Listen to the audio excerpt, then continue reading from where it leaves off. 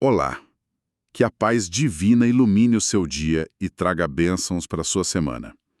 Sejam bem-vindos. Hoje, a gente vai fazer uma análise aprofundada de um colapso social usando um texto antigo que, parece ter sido escrito para os noticiários de amanhã. Nossas fontes aqui são o capítulo 3 do livro do profeta Isaías e, para nos guiar, os comentários de John Way Martin, que ajudam a gente a desvendar as camadas de significado. A nossa missão é entender como uma sociedade que parecia próspera, segura, pode se desintegrar de dentro para fora. Vamos olhar para a falha na liderança, o papel do orgulho e as consequências. E o texto já começa, assim, com um soco no estômago. O primeiro versículo diz: Porque eis que o Senhor dos exércitos, vai tirar de Jerusalém e de Judá o sustento e o apoio. Só essa frase, sustento e apoio, já soa drástico. É extremamente drástico. E é crucial notar que a profecia fala primeiro em todo sustento de pão e todo sustento de água. E só depois vem a lista de pessoas. Ah, interessante. Sim, a análise sugere que a crise começa no básico, na infraestrutura da vida, antes de remover a superestrutura que é a liderança. Deus está tirando não só a comida, mas a própria sensação de que as coisas funcionam. E essa lista de pessoas que ele tira é impressionante. O valente, o guerreiro, o juiz, o profeta, o adivinho, o ancião. Exato. Ele vai listando todas as figuras de autoridade. É como remover cirurgicamente todas as colunas que sustentam um edifício. Exatamente. Os pilares militar, judicial, religioso, cívico, mas o que chama a atenção e pode até gerar uma confusão é a inclusão de figuras como o perito em encantamentos e o adivinho. Espera aí, isso é contraditório. Essas práticas eram condenadas pela lei de Moisés. Por que Deus os removeria como se fossem um apoio legítimo? O que está acontecendo aí? Essa é a pergunta-chave. E a interpretação de Martin aqui é fundamental.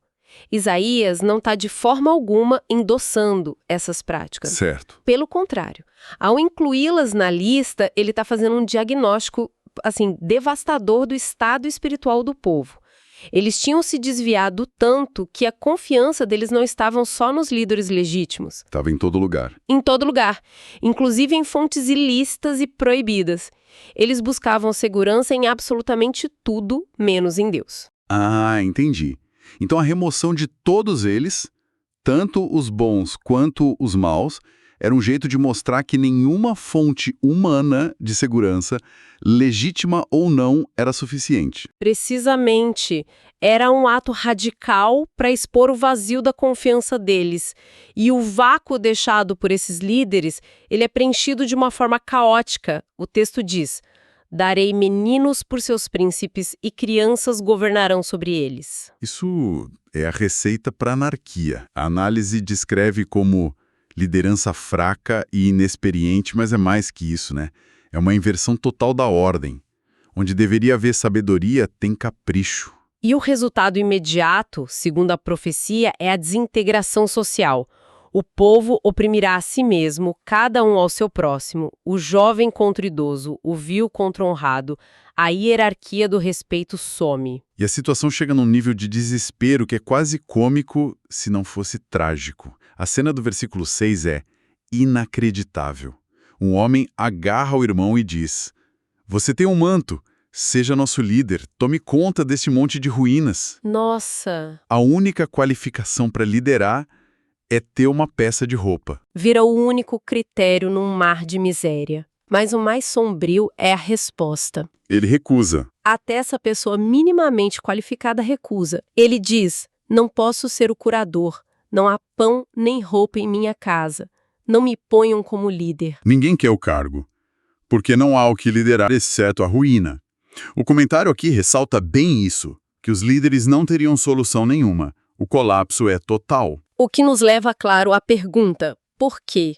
Como se chega a esse ponto? O versículo 8 é brutalmente direto. Sim. Porque Jerusalém tropeçou e Judá caiu, porquanto as suas palavras e as suas obras são contra o Senhor, para desafiarem a sua gloriosa presença. A análise de Martin enfatiza que o desastre foi provocado por eles mesmos. Essa expressão, provocados por eles mesmos, é muito forte. Remove qualquer ideia de que foi um castigo arbitrário. Foi uma consequência direta. Eles construíram a própria queda. Exatamente. E não fizeram isso em segredo. A profecia continua. A aparência do seu rosto testifica contra eles. E como Sodoma, proclamam o seu pecado, não o escondem. Nossa! Esse é um ponto crucial. Não era mais uma fraqueza oculta. Era um desafio aberto, um orgulho do próprio erro. A ostentação do pecado era o sintoma final da rebelião. E essa rebelião provoca uma reação. A profecia muda de tom e nos leva para uma cena de tribunal. Sim, é uma imagem poderosa. Deus se levanta para contender, para julgar o seu povo, e especificamente os anciãos e os príncipes. Os líderes são os primeiros no banco dos réus, e a acusação é dupla. Primeiro, fostes vós que consumistes a vinha. E a vinha é uma metáfora clássica para o povo de Israel, né? Eles deveriam ser os cuidadores, mas a acusação é que eles Consumiram em vez de proteger. E a segunda acusação detalha como. O despojo dos pobres está em vossas casas. E depois, de forma ainda mais gráfica. Que quereis vós esmagando meu povo e moendo a face dos pobres. Que imagem! É de uma violência e exploração extremas. O egocentrismo da liderança não era só uma falha de caráter. Era uma afronta direta a Deus que se identifica com os vulneráveis. Essa cena do tribunal é muito forte, mas a profecia não para nos líderes. Ela desce para um nível quase pessoal, focando num grupo que se tornou símbolo de todo esse orgulho, as filhas de Sião. E os detalhes aqui são impressionantes. O foco muda para as mulheres da elite de Jerusalém. O comentário de Martin explica que elas personificam a condição orgulhosa de Judá. A atitude delas é um microcosmo da nação inteira. O texto descreve como arrogantes, andando de pescoço erguido, com olhares impudentes, e de um jeito performático, fazendo um tilintar com os seus pés só para atrair atenção. A aparência externa delas era um outdoor do orgulho interno. Sabe, lendo isso hoje, alguns poderiam interpretar essa crítica tão focada das mulheres como misógina. Como a análise contextualiza isso para que não seja lido só como um ataque de gênero? É uma observação importante. E o contexto aqui é tudo. A profecia usa essas mulheres não porque elas sejam inerentemente mais orgulhosas, mas porque naquela cultura a prosperidade e o status da elite eram exibidos visivelmente através delas. Ah, entendi. As roupas, as joias, elas eram o símbolo visível da riqueza e da segurança autoconfiante da nação. Ao focar nelas, Isaías ataca o símbolo mais potente do materialismo de Judá. O julgamento não é contra o gênero, mas contra o que elas representam. E esse julgamento é uma inversão direta e terrível de tudo isso. O texto é gráfico, perturbador, fala de sarna na cabeça e de o Senhor descobrir a sua nudez. A humilhação é total. O contraste é o ponto central. A beleza, que era a fonte de orgulho e poder social delas, é substituída por doença e vergonha. A análise aponta que a calvície mencionada podia ser tanto um sinal de luto profundo quanto o resultado de feridas de guerra. De qualquer forma, aquilo em que elas mais confiavam lhes é arrancado. E aí vem aquela lista. É quase como ler o catálogo de uma loja de luxo que faliu. Enfeites dos tornozelos, toucas, colares, braceletes, véus. A lista é enorme e específica. Identidade é uma remoção sistemática de tudo em que elas baseavam seu valor. Mas o clímax está nos contrastes do versículo 24, que são, chocantes. Sim. Em vez de perfume, haverá mau cheiro. Em vez de cinto, uma corda. Em vez de penteados elaborados, calvície. E marca de fogo em lugar de formosura. Essa marca de fogo no final é um detalhe particularmente brutal. O que isso significa? O que é fascinante aqui é a implicação. A interpretação de Martin é que essa marca de fogo era literalmente a marcação de um escravo. Nossa. A beleza delas, símbolo de liberdade e status, seria substituída pela marca de propriedade de um cativo. É uma predição direta da captura e do exílio na Babilônia. A vaidade que elas exibiam com orgulho é trocada pela dor da subjugação.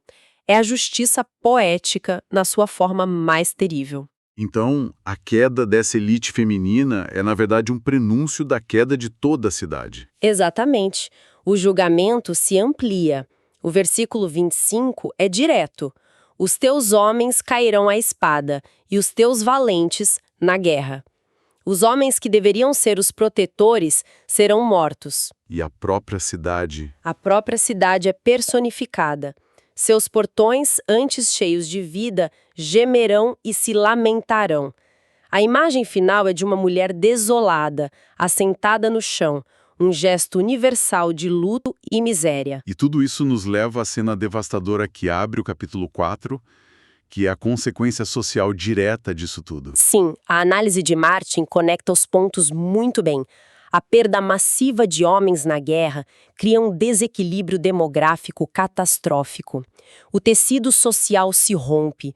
O texto diz que 7 mulheres se apegarão a um só homem. E a proposta delas é: É o espelho da inversão do orgulho. Elas dizem, nós mesmas proveremos nosso pão e nossas roupas, apenas permite que levemos o teu nome e tira de nós a nossa vergonha. é uma inversão completa.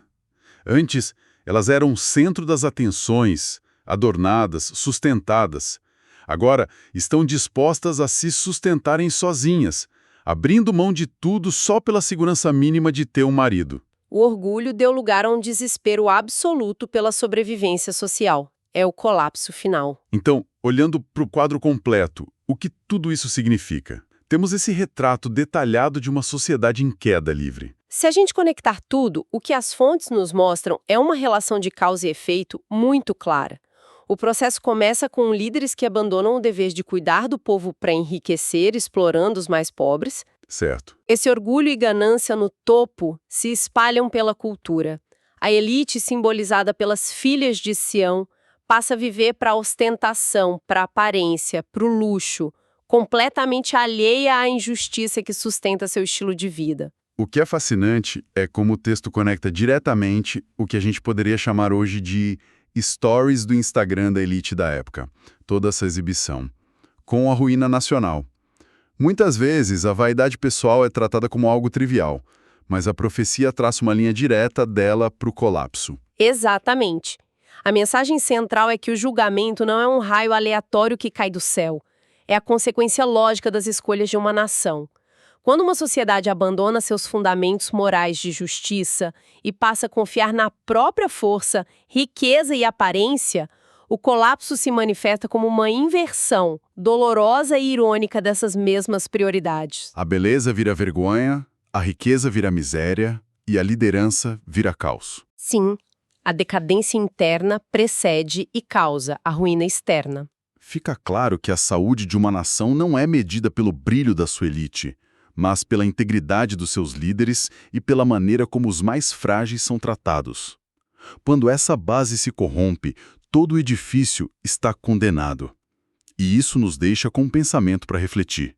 A profecia descreve uma sociedade em ruínas, onde a única qualificação para a liderança se tornou a posse de um manto. Isso levanta uma questão desconfortável para nós. Em que qualificações superficiais, em que mantos modernos, seja carisma, riqueza, popularidade nas redes sociais, nós às vezes depositamos nossa confiança? Enquanto os fundamentos mais importantes da justiça, da competência e da integridade estão em crise. Que Deus abençoe a todos os ouvintes.